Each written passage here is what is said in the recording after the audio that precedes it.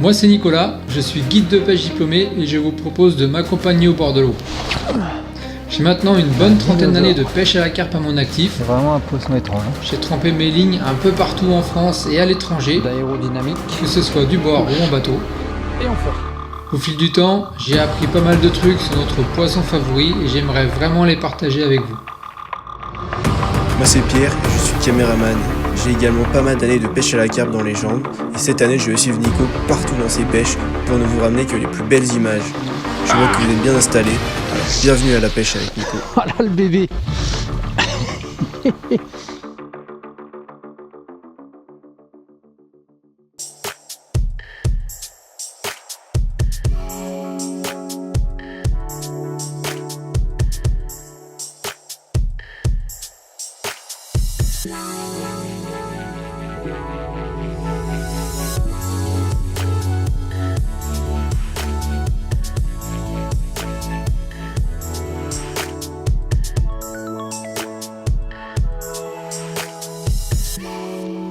Alors pour espérer prendre des carpes pendant l'hiver, il y a plusieurs choses à prendre en compte. La première chose, c'est le lieu où on va pêcher. Donc pour moi, il y a deux lieux qui sont plus intéressants que les autres. C'est soit la rivière ou les fleuves, les eaux à courant. Parce que la carpe, vu qu'elle va devoir lutter contre le courant, elle dépense de l'énergie.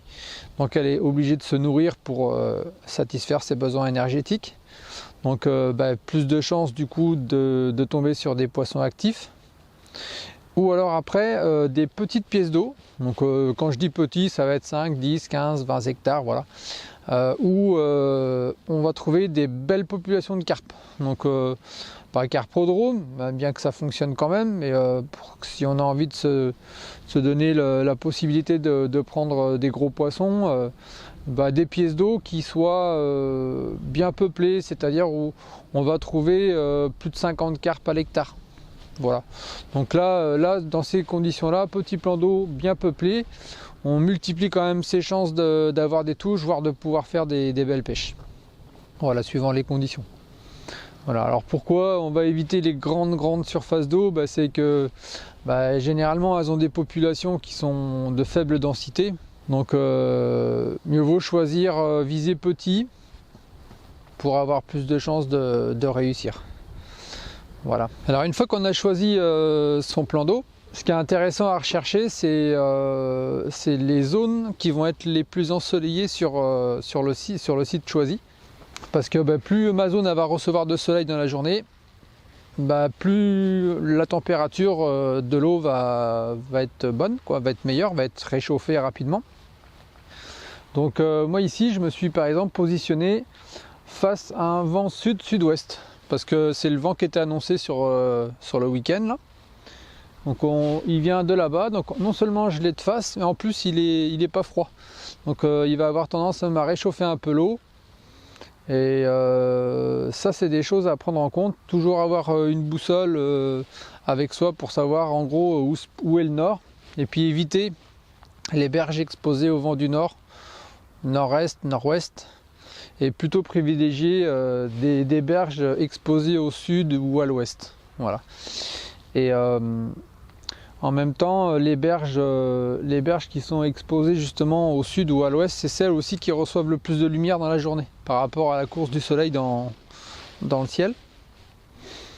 Et c'est aussi souvent celles-là qui sont bonnes en sortie d'hiver parce que c'est du coup, vu qu'il y a plus de lumière, il y a des végétaux qui se développent ou qui vivent plus longtemps dans ces parties-là. Et ces végétaux-là abritent de la nourriture naturelle, donc les poissons ont l'habitude de les visiter régulièrement. Donc voilà pour le choix du poste. Donc une question d'orientation. Alors sur un petit plan d'eau comme ça, où on voit qu'il y a une île au milieu, on serait tenté tout de suite de pêcher l'île. C'est effectivement ce que font la plupart des pêcheurs qui viennent ici, parce que là on est sur un site privé. Et comme vous avez pu le voir, j'avais des voisins. Donc il faut faire avec ses voisins. Et en général, quand il y a un poste évident, tout le monde va tendre ses lignes sur ce poste-là.